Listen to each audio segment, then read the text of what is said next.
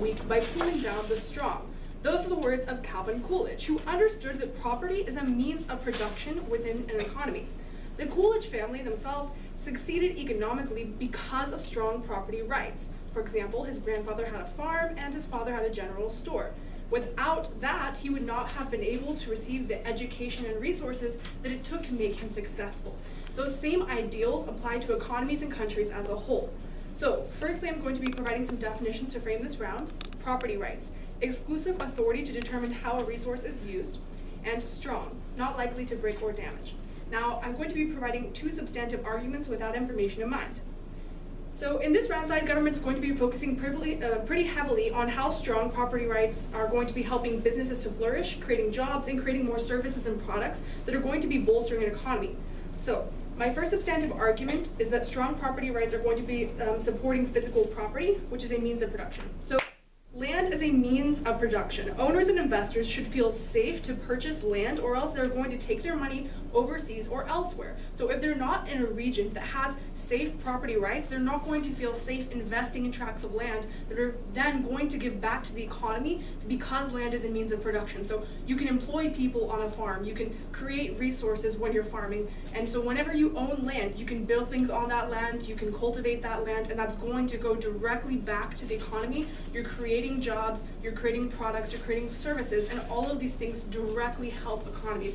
And so that's why we see so many different trends. When countries have strong property rights, they do have a much better economic situation. So I'll go deeper into that evidence in a little bit, but that's the basic overarching concept here.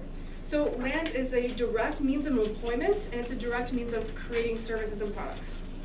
Now, I have one quote here from Calvin Coolidge again.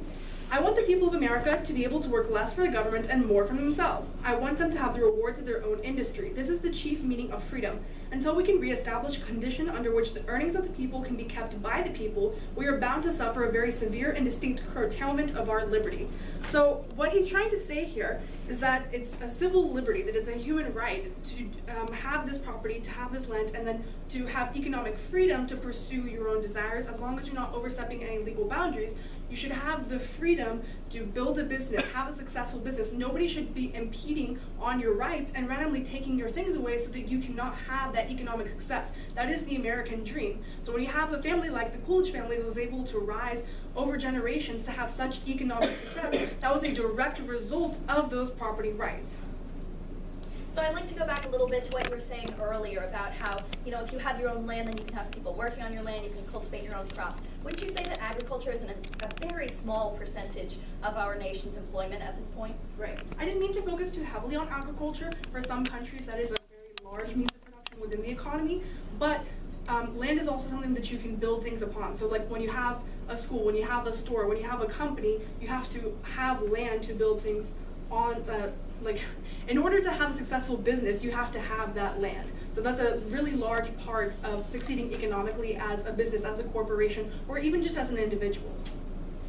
You are basing most of your argument off of the example of the Coolidges, drawing a worldwide policy from the example of a singular family is a poor choice because of cultural and governmental differences in other nations. I totally agree. That's why I'm not focusing upon a single family. I apologize if reading that quote had too much of a focus on that one individual family, but I am going to be bringing up evidence from different countries around the world and a broad study that surveyed many different countries in order to show the principles that I'm getting at here with these quotes, with these anecdotes, is a broader thing that applies to countries, not just to peoples. No, thank you.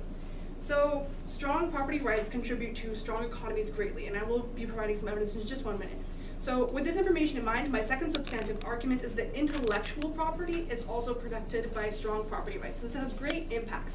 So, intellectual property is massively important in creating innovative tools, business ideas, business models, corporations. It's very important to have these creative ideas supporting a strong economy. That's vastly why the US has succeeded so much.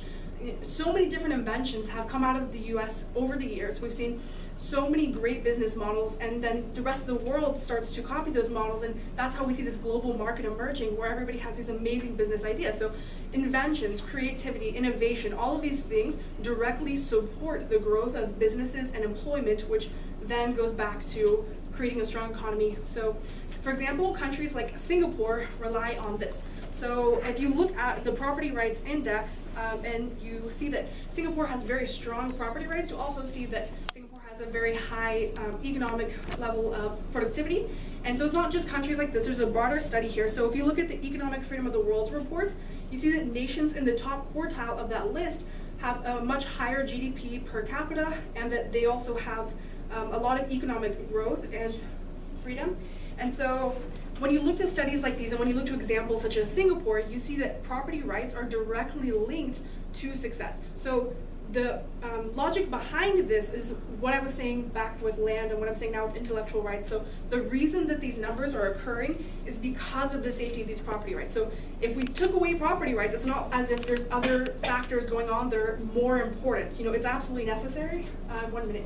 It's absolutely necessary. So something else like education or some other factor is not going to weigh as heavily because, again, it goes back to businesses. It goes back to employment and models and innovation.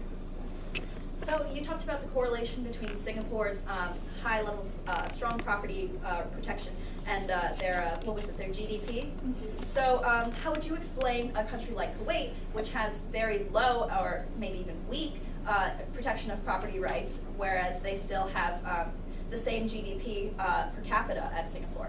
Well, okay, I would argue that as a whole, there can be countries that can find methods to briefly succeed and maybe certain corporations, certain businesses, but in the long term, in order for a country to be economically strong, they can't just rely upon one thing. Like if you have a resource-rich country and they're selling all of their gold, then maybe for one day they'll have a ton of money produced, but in the long term, once that gold has run out, they don't have anything else to rely upon. They don't have services or business or innovation or technology that is going to greatly help them to maintain a strong economy. So you can't just rely upon one thing like a certain resource or a certain business model. You have to constantly have creative and innovative ideas that are being produced, because as soon as that flow stops, then somebody's just going to outsource the things that you've already been doing. Somebody's just going to find another way to buy gold. So if you're not constantly flourishing and coming up with new ideas and protecting the rights of these businesses and individuals, then you're just going to become a stagnant economy, and you can't maintain a strong economy that way. Maybe for one day you can make $1 billion, but the next day you're making zero. So you have to maintain these strong economies through the means of land, of intellectual property, of protecting these businesses and corporations. As long as they're staying within the bounds of legality, then we should allow them to keep making and producing in order to bolster all of these economies. So they have the means of production. Let's not steal that from them. At the end of the day, that's going to be so important in making sure that all of this income and wealth in the world is maintained for the long run, and that we have strong economies. All right, I'd like to thank the Prime Minister, Zoe, for that speech.